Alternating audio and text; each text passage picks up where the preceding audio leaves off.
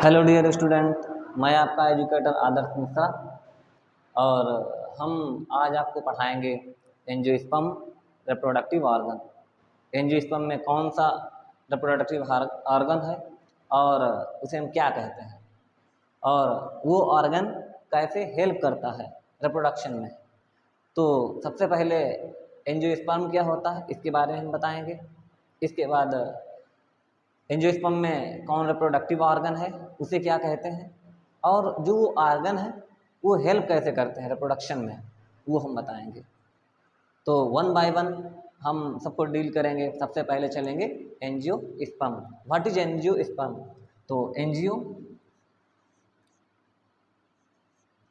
Angio बोले तो covering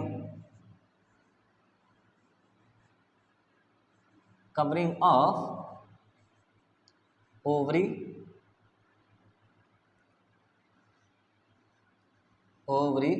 wall. Sperm means seed होता है। Sperm means seed. If seed is covered by ovary wall, then this is called angiosperm. और ये जो ओवरी वॉल है ये क्या है, यही जब हम रिप्रोडक्शन पढ़ेंगे या रिप्रोडक्टिव ऑर्गन पढ़ेंगे तो उसमें हमें पता चलेगा। तो सबसे पहले हमें ये पता हुआ एंजियोस्पर्म क्या होता है। Covering of ovary wall that is called तुम्हारा एंजियोस्पर्म कहलाता है। अब हम रिप्रोडक्टिव ऑर्गन की बात करेंगे, मतलब रिप्रोडक्टिव ऑर्गन क्या है एंजियोस्पर्म में। तो रिप्रोडक्टिव ऑर्गन जो होता है, देखो एंजियोस्पर्म एक एडवांस प्लांट है। जो इस टाइम का एरा चल रहा है वो एंजियोस्पर्म का चल रहा है। इससे पहले तुम्हारा जिम्नोस्पर्म का था, उससे पहले तुम्हारा बायोटेडो, मतलब सबसे प्रिमिटिव। ये एडवांस में है एंजियोस्पर्म। और ये क्यों एडवांस है? क्योंकि इसके पास फ्लावर है, और फ्लावर है तो इसीलिए इसे एडवांस कहा गया है। इससे पहले उसमें कोन्स थे जिम्नोस्पर्म में, तो उसमें उसे एडवांस नहीं कहा गया। तो सबसे पहले हम क्या पढ़ेंगे, एंजियोस्पर्म में रिप्रोडक्टिव ऑर्गन है क्या। तो अगर हम बात करें रिप्रोडक्टिव ऑर्गन की बात की जाए एंजियोस्पर्म में, तो उसे हम कहेंगे flower. Reproductive organ, reproductive organ in angiosperm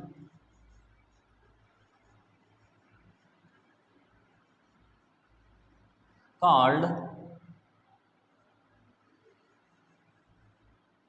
flower।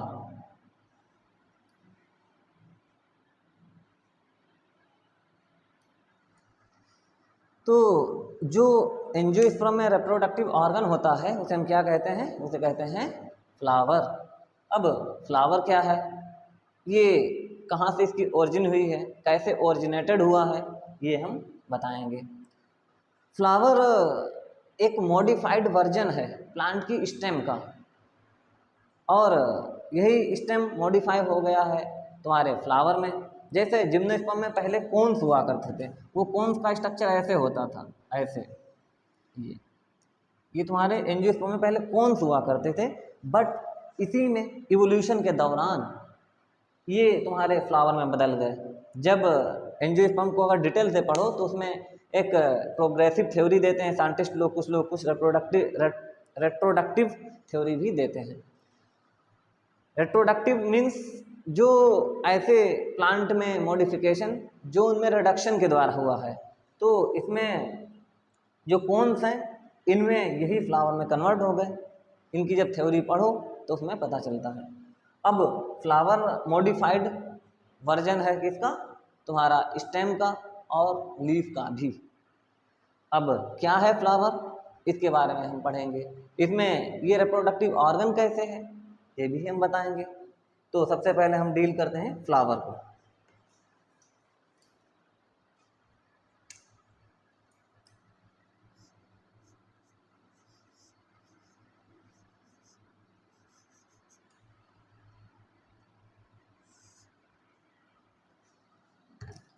Flower की सबसे पहले स्ट्रक्चर को भी हम बना रहे हैं, इसके बाद फिर तुम्हारा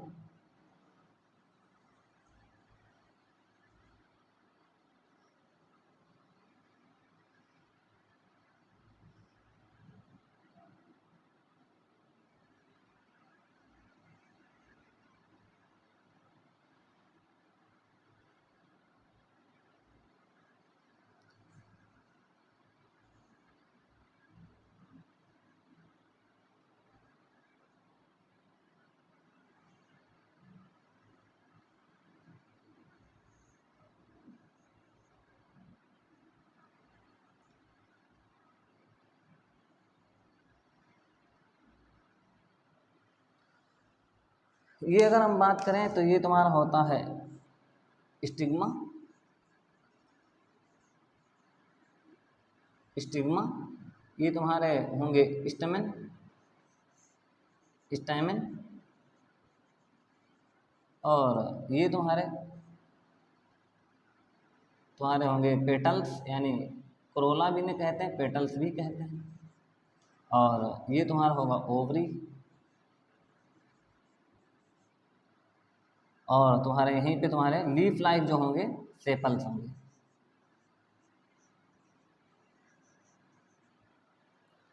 तो फ्लावर क्या है? सबसे पहले flower is a modified version of तुम्हारा leaf and stems. Flower reproductive organ है एंजियोस्पर्म का। और फ्लावर की थोड़ा इंट्रोडक्शन की बात की जाए तो हमारे समाज में फ्लावर को यूज करते हैं एज ए सोशल, मतलब कुछ लोग इसे ऑर्नामेंटल के रूप में यूज करते हैं, कुछ लोग रिलीजियस के रूप में यूज करते हैं, और फ्लावर कुछ लोग जो है एक केमिकल से उसके फ्लावर के कुछ डिफरेंट टाइप के कंपोनेंट्स प्रोड्यूस करते हैं। तो ये तो इसके यूज के बारे में आ गया, मतलब बोलें तो इंडस्ट्रियल, ऑर्नामेंटल और सोशल, मेन तीन इसके यूज हैं फ्लावर के। फ्लावर, अब इसके हम पॉइंट ऑफ व्यू से बात करेंगे कि कैसे प्लांट में इसका रोल है रिप्रोडक्शन में। तो जो फ्लावर का जो पार्ट की बात की जाए, पार्ट्स ऑफ फ्लावर, तो फ्लावर में सबसे पहले जो सबसे ग्रीन लाइक दिखता है, ग्रीन लीफी लाइक, उसे कहते हैं कैलिक्स या सेपल्स। इसके बाद जो उसमें चमकीला सबसे, यानी कलरफुल होगा, कलरफुल भी हो सकता है या बिल्कुल वाइट होगा, मतलब सबसे चमकीला जो पार्ट है उसे कहते हैं पेटल्स या तुम्हारा कोरोला। इसके बाद तुम्हारे स्टैमेन होते हैं। अब कोई लोग ये ना कह देना कि किसी में 4 होते हैं, किसी में 6। देखो, फ्लावर में स्टेमेन, करोला, इनका सभी का number species to species vary करता है। जैसे ब्रेस्केसी में एक आता है तुम्हारा सरसों का प्लांट, तो उसमें 4 जो तुम्हारे होंगे तुम्हारे करोला, ऐसे ही तुम्हारे सेपल्स, पेटल्स जिन्हें कहेंगे, लेकिन किसी में 6 होंगे, किसी में 8 होंगे। जब हम पढ़ेंगे तुम्हारा फैमिली वगैरह आते हैं एंजियोस्पर्म में, तो हम बताएंगे। फिलहाल में यहाँ पे रिप्रोडक्शन में कैसे सहायता करते हैं वो हम बता रहे हैं। तो यहाँ क्या क्या हम बताएं, एक सेपल्स होगा, उसे कहेंगे कैलिक्स भी कह सकते हैं। इसके बाद पेटल्स आएगा, और इसके बाद तुम्हारा स्टैमेन आएगा। स्टैमेन तुम्हारा मेल पार्ट है, और इसके बाद ओवरी, स्टिग्मा, और यहाँ पे स्टाइल भी आता है, स्टाइल। ये तुम्हारा फ्लावर के पार्ट होंगे। यहाँ पे अगर बात की जाए पेटल्स और सेपल्स, ये तुम्हारे एसेसरी ऑर्गन हैं, मतलब इतने आवश्यक नहीं है, बट फ्लावर को प्रोटेक्शन देते हैं, और जो प्लांट में फ्लावर है उसमें रिप्रोडक्शन में भी सहायता करते हैं, ये तुम्हारे पेटल्स और सेपल्स। लेकिन जो तुम्हारे एक्चुअली में पार्टिसिपेट करते हैं फर्टिलाइजेशन में, वो तुम्हारे आएंगे तुम्हारे स्टिग्मा, स्टाइल, ओवरी, जिन्हें कहेंगे फीमेल रिप्रोडक्टिव ऑर्गन, और जो तुम्हारा आता स्टेमेन, उसे कहेंगे मेल रिप्रोडक्टिव ऑर्गन। तो फ्लावर के बारे में सबसे पहले कहें क्या, flower is a modified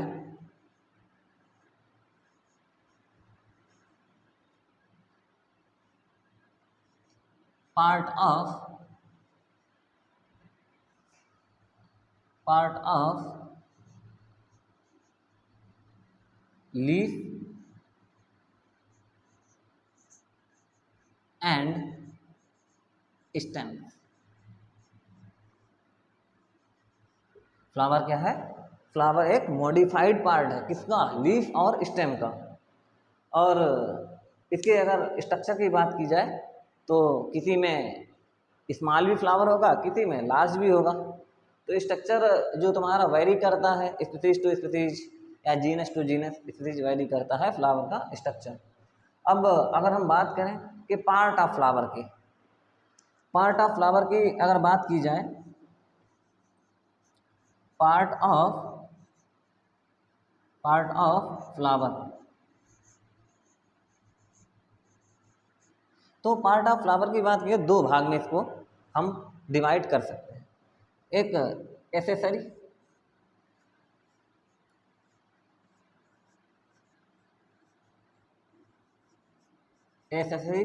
part, एक होता है नेसेसरी पार्ट।